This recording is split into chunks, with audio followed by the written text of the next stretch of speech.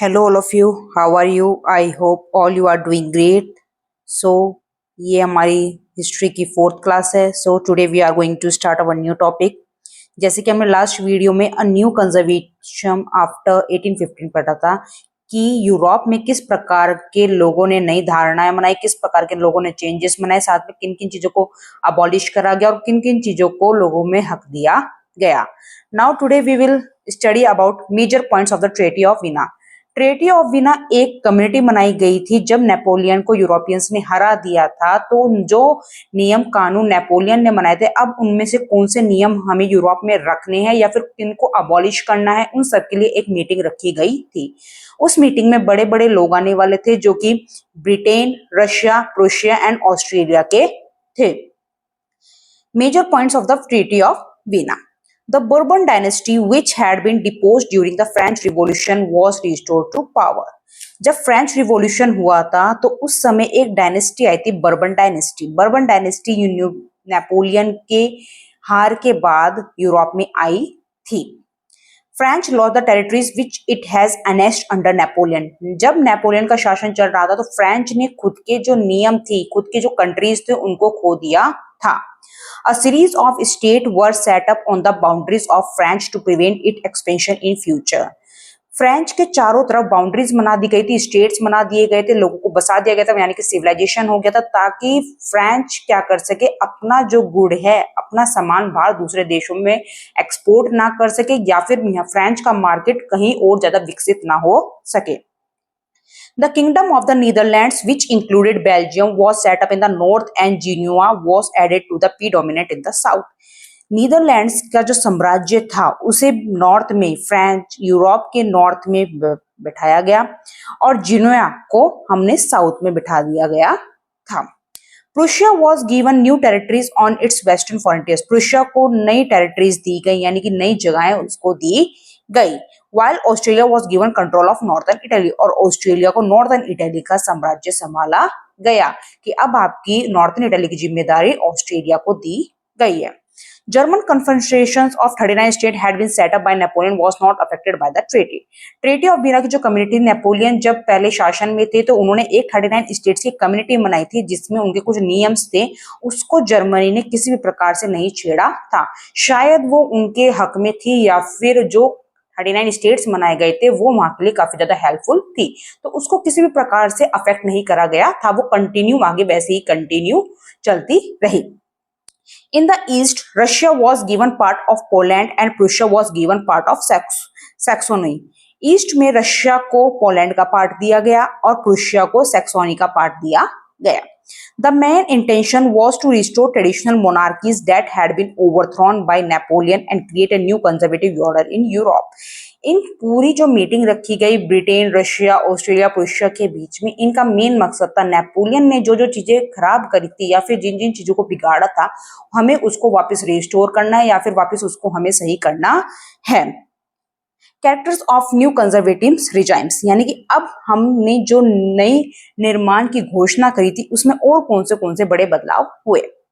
दे वर autocratic. वो क्या है? ऑटोक्रेटिक, यानी कि खुद के चलाने वाले जो समाज थे, खुद के लोगों की जो धारणाएं थी वो अब लोगों में आने लगी है कि हमें ऐसा साम्राज्य चाहिए. They didn't accept criticism and tried to suppress activities challenge their authority. अब उनको किसी भी तरह से ये मान्य नहीं था कि अब उनके जो हिसाब से ये जो यूरोप के जो राजा गवर्नमेंट्स होते थे वो किसी भी प्रकार का नियम बनाए. Censorship laws were enforced to control liberal expression in various forms like newspaper, books and songs. Europeans की जो क्रांति थी अब धीरे धीरे न्यूज़पेपर्स, बुक्स और सॉन्ग्स के रूप में प्रिंट होने लगी थी. द रिवॉल्यूशनरीज, क्रांतिकारी कौन कौन थे? After 1815, the fear of being suppressed led many liberal nationalists to go to underground. 1850 में जब लोग बाग क्रांति कर रहे थे, लड़ाइयां हो रही थी, युद्ध हो रही थी, तो कुछ पार्टीज क्या कर रही थी, अंडरग्राउंड हो गई थी, यानी कि कुछ समय के लिए छुप गई थी. They created secret groups across Europe to train and share ideas among revolutionaries. उन्होंने अंदर जाके खुद को थोड़े दिनों के लिए छुपाए रखा और अंदर ही अंदर उन्होंने प्लानिंग करी, खुद के अलग अलग डिफरेंट ग्रुप्स बनाए। बाहर लोगों को लगा शायद वो शांत बैठ गए, बट अंदर ही अंदर वो खुद के लिए वर्क कर रहे थे। The liberal nationalists opposed monarchical form that had been established after the Vienna Congress and fight for liberty and freedom. ये सब vena Congress, treaty of vena की जो मीटिंग रखी गई थी उसके बाद लोगों में और ज्यादा रिवॉल्यूशनरी की भावना जागी। Many of these revolutionaries believed that creation of nation states was a necessary part of the struggle for freedom. उनमें से कई क्रांति ऐसे थे जिनको ये मानना था, उनको पूरा विश्वास था इस चीज पे कि हमारे यूरोप में नेशन स्टेट होना कितना ज्यादा इंपॉर्टेंट है, यानी कि सबका एक डिफरेंट नेशन स्टेट होना चाहिए जहां पर उनके रूल्स और नियम्स लगाए जाएं। जोसेपी मजीनी, ये इंपॉर्टेंट है इसमें।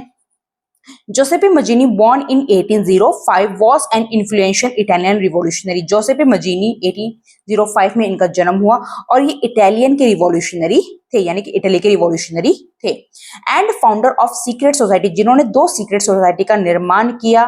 फर्स्ट थी यंग इटली, सेकंड थी यंग यूरोप। एक थी इटली के लिए और दूसरी थी यूरोप के लिए। Exiled in 1831 for his revolutionary effort, he sought to unify Italy into a republic. उन्होंने लगातार मेहनत करके 1831 में उन्होंने खुद के जो मेहनत करी थी उससे 1831 में उन्होंने क्या करा, इटली को यूनिफिकेशन दिला दी, यानी कि इटली को एक नया रूप दिया। Mazzini's vision of democratic republics, opposition to monarchy and belief in national unity. मजनी का केवल एक ही उद्देश्य था कि हमें मोनार्की नहीं चाहिए, हमें राजतंत्र नहीं चाहिए, हमें लोकतंत्र चाहिए जहां पर लोगों के हक में बात करी जाए, जहां पर सबके जो विश्वास है उसका सपोर्ट करा जाए। Posed a significant threat to conservative across Europe, जो कि उनकी ये भावना पूरे यूरोप में फैल गई थी। The age of revolution 1830 to 1848। रिवॉल्यूशन क्रांति का क्या समय था या फिर कितने समय तक क्रांति चली, तो ये 1830 से लेकर 1848 तक की बात है। Liberalism and nationalism was associated with the revolution in many regions of Europe, such as the Italian and German state, the provinces of Ottoman Empire, Ireland and Poland. Liberalism and nationalism, freedom और राष्ट्रवाद दोनों एक जैसे होते हैं। किसी भी राष्ट्र में अगर कोई व्यक्ति जी रहा है तो उसको आजादी चाहिए, ये दोनों इंडिपेंडेंट होते हैं, यानी कि इनका आपस में कनेक्शन होता है। Associated with the revolution in many regions of Europe, such as Italian के लोग, इटली के लोग और जर्मनी के लोग, इन सब के नागरिक मिलकर ओटोमैन एम्पायर, इलैंड और पोलैंड के साथ, इनके साम्राज्य के साथ, इनके सिटीजन्स के साथ इस युद्ध में भाग इन्होंने लिया। These revolutions were led by liberal nationalists belonging to educated middle class. इसमें कई लोग मिडिल क्लास के भी थे, यानी मिडिल क्लास में जो व्यक्ति थोड़े एजुकेटेड थे, जिनको थोड़ी समझ थी कि क्या सही है क्या गलत है, वो भी इस क्रांति में बढ़ चढ़कर हिस्सा ले रहे थे। These revolutions in different places were as follows. ये जो क्रांति थी अलग अलग जगहों पे किस प्रकार की थी।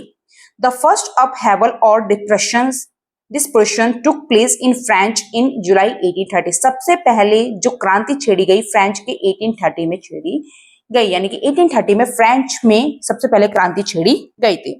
द बर्बन किंग, जो हमने पहले पढ़ी थी बर्बन डायनेस्टी, वहां से बर्बन किंग है, were overthrown by liberal revolutionaries who installed Louis Philippe as the constitutional monarch. उस बर्बन किंग को निकाला गया क्योंकि उन्होंने रिवॉल्यूशनरीज में या फिर रिवॉल्यूशन जो भी कार्य कर रहे थे क्रांतिकारी, उन्होंने इस चीज को देखा कि उन्होंने कहीं भी अनवांटेड रूल नियम्स लगाए हुए हैं, साथ में मोनार्की जो राजतंत्र होता है उसको बढ़ चढ़ के उसका साथ दिया है। The July Revolution started an uprising in Brussels, which led to Belgium separating away from United Kingdom of the Netherlands. July revolution में ब्रुसेल्स बेल्जियम था उसको अलग कर दिया गया है यूके से, यानी कि नीदरलैंड का जो यूनाइटेड किंगडम था उससे बेल्जियम को अलग कर दिया गया था।